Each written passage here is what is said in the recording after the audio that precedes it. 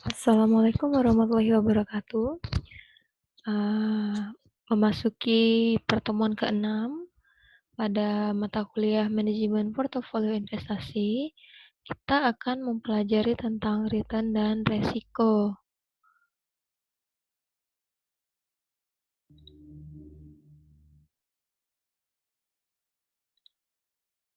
Oke, untuk definisinya kalian bisa baca di sini. Nah, di sini ada return realisasi, ada return ekspektasi. Return realisasi itu yang sudah terjadi, sedangkan ekspektasi itu adalah yang diharapkan atau yang belum terjadi. Nah, di sini untuk mengukur return itu kita pakai pendekatan return total. Return total itu adalah return keseluruhan dari suatu investasi saham pada suatu periode tertentu. Di sini return total itu ada capital gain atau loss dan yield. Nah, capital gain atau loss itu adalah selisih dari harga investasi sekarang dengan harga periode lalu. Dikatakan capital gain jika harga sekarang lebih tinggi daripada harga periode lalu, dan dikatakan loss jika harga sekarang lebih rendah daripada harga periode yang lalu. Sedangkan yield itu merupakan persentase dividen terhadap harga saham periode sebelumnya. Artinya dividen periode ini dibagi dengan harga saham periode sebelumnya. Nah, untuk menghitung return total itu adalah hasil perhitungan capital gain atau loss ditambah dengan yield. Di sini, ini adalah return realisasi, yaitu capital gain atau loss ditambah dengan yield. Untuk mencari capital gain atau loss itu adalah harga saham periode ini dikurang dengan harga saham periode sebelumnya, dibagi dengan harga saham periode sebelumnya. Nah, sedangkan untuk menghitung yield itu adalah dividen periode ini dibagi dengan harga saham periode sebelumnya. Oke. Untuk mempermudah, kita masuk ke contoh soal. Di sini ada harga saham periode 2012 sampai dengan periode 2019. Ini untuk harga sahamnya dan ini adalah dividennya. Nah, untuk menghitungnya, return-nya kita menghitung dari 2013. Kenapa tidak 2012? Karena 2012 ini adalah tahun dasar. Jadi nanti jika kalian diberikan data seperti ini, mau tahun berapapun itu, atau mau tanggal berapapun itu, jika jika datanya seperti ini, maka perhitungannya dimulai dari tahun yang kedua. Karena tahun pertama itu adalah tahun dasar, jadi tidak perlu dihitung return-nya. Oke, sini harganya. Kita lihat perhitungannya.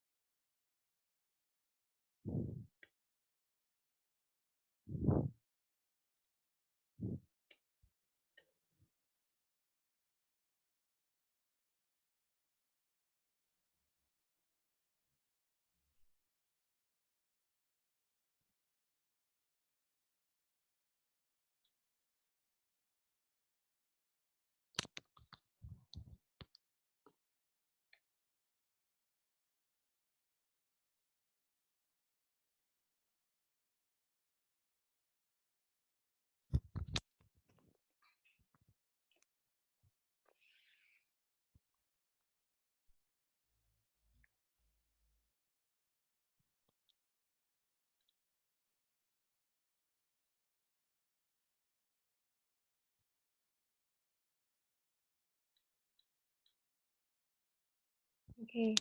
Nah, di sini kita menghitung mulai dari tahun 2013. Yaitu harga 2013 adalah 1.755 dikurangi dengan harga 2012 yaitu 1.750 dibagi dengan harga tahun 2012 1.750. Nah, 1.755 dikurangin dulu dengan 1.750, baru kemudian dibagi dengan 1.750.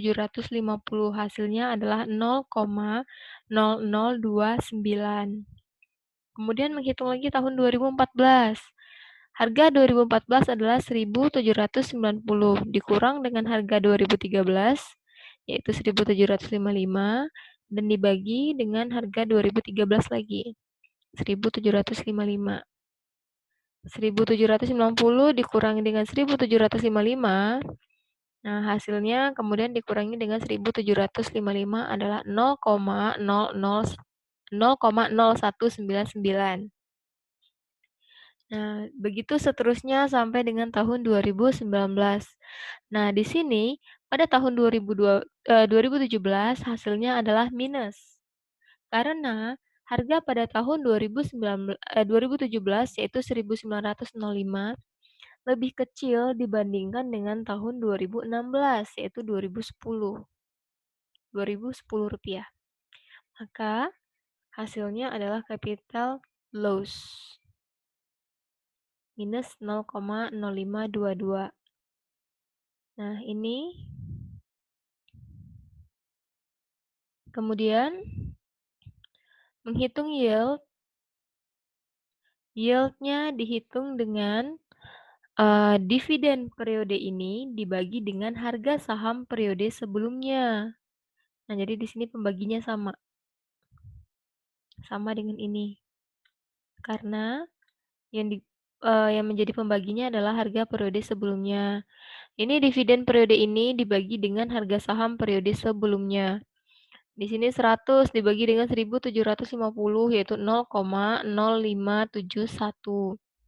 2014 dividennya adalah Rp100 dibagi dengan harga saham sebelumnya adalah 1.755. Maka yieldnya 0,0570 begitupun seterusnya sampai dengan tahun 2019. Oke, jadi berdasarkan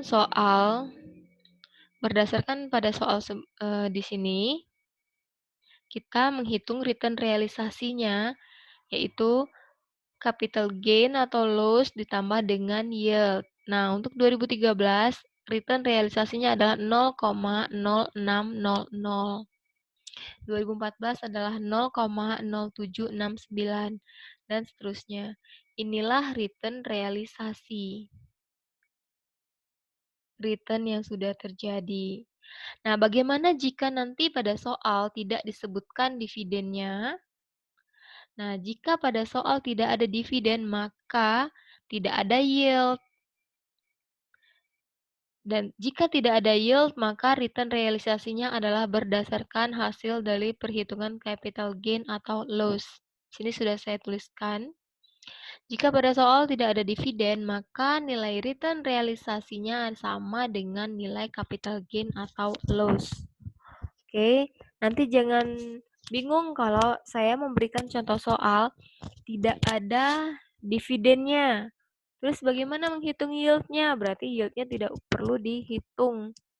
Terus return realisasinya ya berdasarkan hasil dari capital gain atau loss. Oke, ini untuk menghitung return realisasi. Selanjutnya adalah return ekspektasi.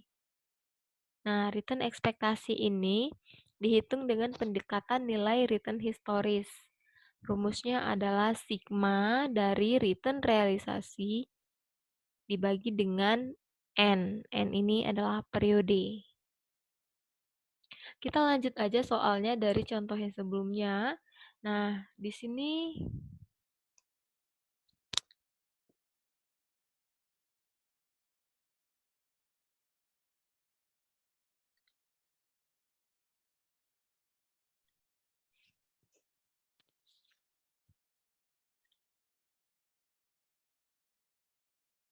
oke, pada hasil ini di sini kita sudah melihat return realisasinya adalah 0,06, 0,0769, 0,0950, 0,1934, 0,0473, 0,1129 dan 0,1120.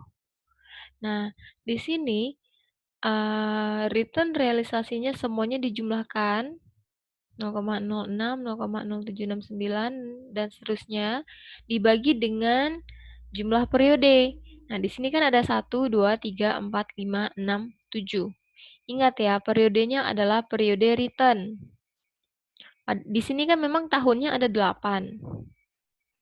Tetapi yang kita hitung adalah tahun yang ada nilai return-nya. Jadi ini semuanya dijumlahkan, dibagi dengan 7. Kenapa 7? Karena ini jumlah return-nya ada 7. 1, 2, 3, 4, 5, 6, 7. Oke, ini dijumlahkan hasilnya adalah 0,6975 dibagi dengan 7 hasilnya adalah 0,0996. Jadi berdasarkan data saham yang ada pada contoh soal, maka nilai return ekspektasinya adalah 0,0996. Oke, kita lanjut ke resiko. Nah, resiko itu adalah kemungkinan perbedaan antara return ekspektasi dan return realisasi. Resiko dan return itu berhubungan. Semakin besar resiko, maka semakin besar pula return yang akan diterima. Dan perhitungan return-nya adalah dengan metode standar deviasi. Ingat ya, dalam investasi itu ada istilah high risk, high return. Jadi di sini untuk pengukuran resiko kita pakai standar deviasi. Rumusnya adalah akar dari sigma return realisasi dikurang return ekspektasi pangkat 2 dibagi dengan N dikurang 1. Return sekuritas ke I itu sama dengan return realisasinya. Oke. Masih berdasarkan contoh yang sebelumnya. Di sini 2013 sampai 2019. Ini tadi ada nilai return-nya. Nah, yang pertama kita hitung adalah ini. Return realisasi dikurang return ekspektasi pangkat 2. Tadi kita sudah mendapatkan return ekspektasinya adalah 0,0996 dari perhitungan yang ini. Oke. Jadi return realisasinya 0,06 dikurang dengan ekspektasinya 0,0996 dipangkatkan 2. Hasilnya adalah 0,0016. Untuk tahun 2014, return realisasinya 0,0769 dikurangi dengan 0,0996 pangkat 2. Dan seterusnya. Ini return ekspektasinya tetap sama ya nilainya, berlaku untuk semua, untuk setiap tahunnya. Setelah didapat hasilnya, maka dijumlahkan. Jumlah dari ini, dari 0,0016 sampai dengan 0,0002, jumlahnya adalah 0,0140. Oke, sudah didapat 0,0140, maka selanjutnya adalah dibagi dengan N kurang 1. Tadi N-nya ada 7, dikurang dengan 1, maka 0,0140 dibagi 6 adalah 0,0023. Dan akar dari 0,0023 adalah 0,0480. Nah, dari perhitungan tadi kita mendapatkan return ekspektasinya adalah 0,0996. Sedangkan resikonya adalah 0,0480. Di sini resikonya lebih kecil daripada return ekspektasi. Sehingga kita bisa menyimpulkan bahwa saham ini tergolong bagus karena resikonya masih bisa ditutupi dengan return ekspektasi.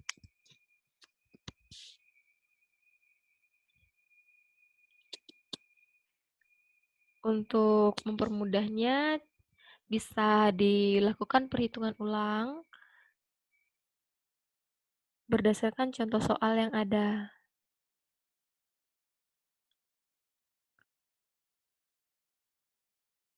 Oke, sekian untuk penjelasan singkat dari perhitungan return dan resiko.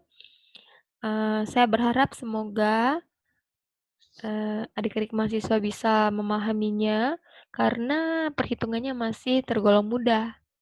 Jika masih kesulitan, coba diulangi lagi, didengarkan lagi kembali videonya, dan dipraktikkan sambil menghitung.